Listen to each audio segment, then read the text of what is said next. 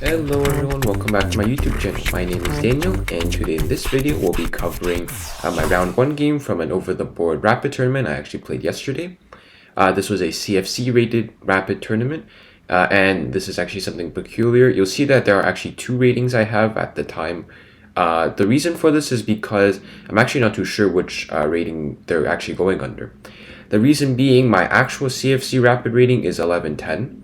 But I did inform the tournament director that I have played USCF over the board between my last tournament, my last CFC rated tournament, which was the beginning of 2020, before the pandemic and the lockdown, and my USCF over the board rating was 1872.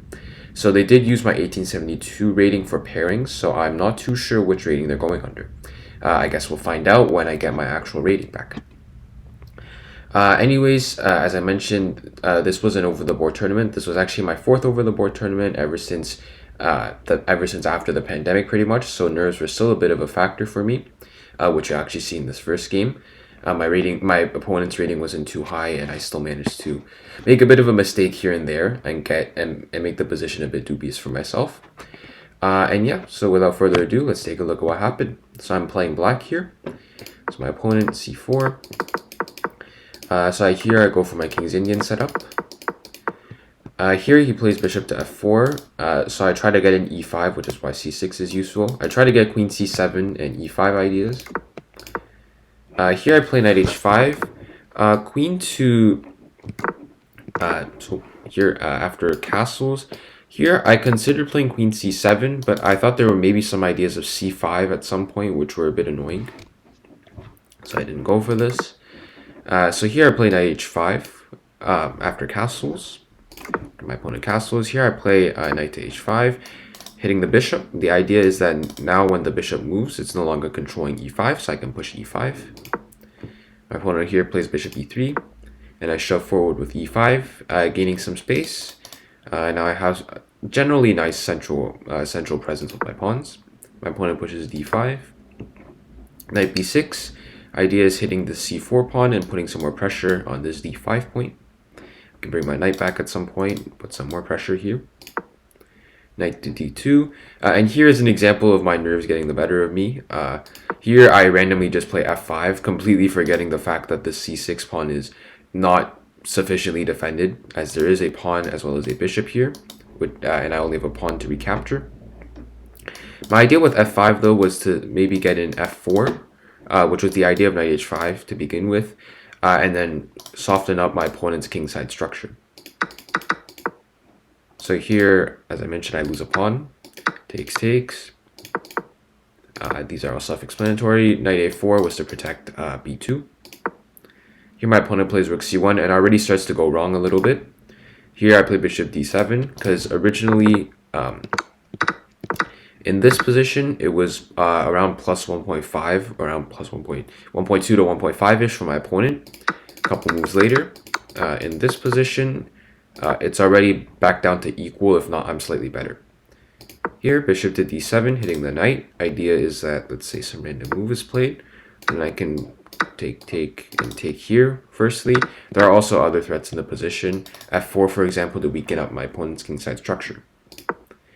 My opponent goes back to b1.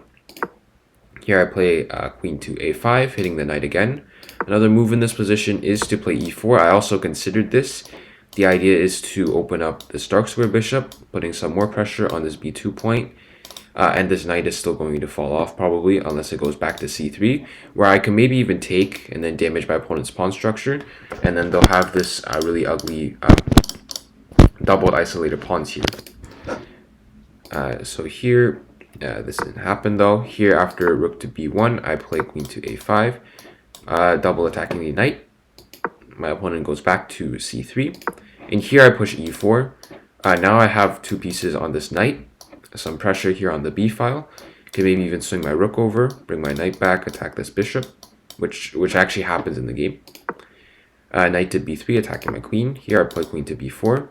So now even more pressure on this b2 point, and in general on this dark square diagonal, and I can maybe get in a5, a4 to kick this knight away at some point.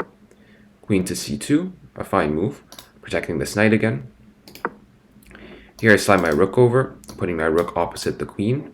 And my idea is to bring my knight back, take this bishop, and completely open up and have all my pieces converging on this b2 point.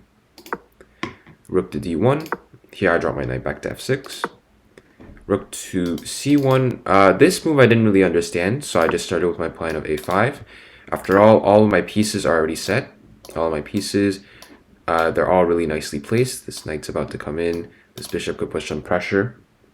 So here all I have to do is just slowly kick away this piece. This is honestly the piece that's keeping me from being able to take this b2 point, and then afterwards I can get access to my opponent's 7th rank. a5, king f1, protecting this pawn. There are some ideas in the future after I play a4 to somehow hit this pawn at some point. a4. Here, a knight to d4. Also keep in mind at this point, so the time control for this event was 25 minutes plus 10-second delay.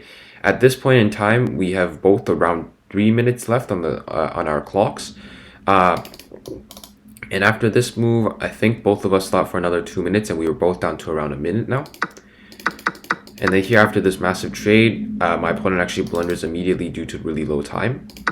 And here, the idea is that this rook, it's overloaded, defending 2 pieces at the same time. It has to defend this rook on b1 as well as this knight here. So here I play bishop takes d4. The idea is that the bishop's protecting this rook. You can't take with this rook because this rook has a duty of protecting the other rook on b1. So let's say if you take here, then I simply take on b1 and I'm up a rook. And obviously if you take here, then I play bishop takes. My bishop is protecting the rook after all. So here I'm actually up a piece. This is what happened in the game. And here, by this point, we are both down to 20 seconds. I think I had 10 seconds. He had around 20 seconds. And we were both just blitzing out moves. And here, I actually managed to fork my opponent's pieces. Here, my opponent goes for something a bit tricky, although it's still completely winning. Knight to d5, counterattacking my rook. So if I take their rook, they take my rook. But here I realize that these 2 pieces are actually both attacked by my bishops. So I simply play rook to d7, pinning the knight to the rook. The rook is still attacked, and if you try to attack my bishop, I can simply take this knight, and it's actually defending this bishop. So what happened in the game is rook to c4. Here I simply take this knight on d5. And here we both had 10 seconds left, and since there is a delay, none of us actually ran out of time. But at this point, I honestly speaking don't remember the rest of the game since we were just blitzing out moves at lightning speed. But I'm up 2 pieces. I do remember somehow in this. I do remember that I got my bishop, my dark square bishop on b2, this pawn on a3, and this bishop and this king was on f6, I believe, and the rook was on d6, and this bishop was on e1, some position like that. And my opponent was down a couple of pawns, and honestly speaking, from here, conversion isn't too difficult, even with 10 seconds left, because I do have the 10-second delay, and I'm up 2 bishops at the end of the day. So, quite a bit of a rocky start for this tournament. I did have the mishap of blundering the pawn on c6 earlier in the game, which wasn't the greatest, which happened in this position. Right here, randomly, I just played the move f5. A completely normal move would have been c5. In fact, in this position, if I just not hallucinated the fact that this pawn was attacked twice, I'm actually equal, if not just a slightly bit better. So yeah, in general, a bit of a rocky start, but I attribute that to nerves. And yeah, thanks for watching, and hope to see you in the round 2 recap of this tournament.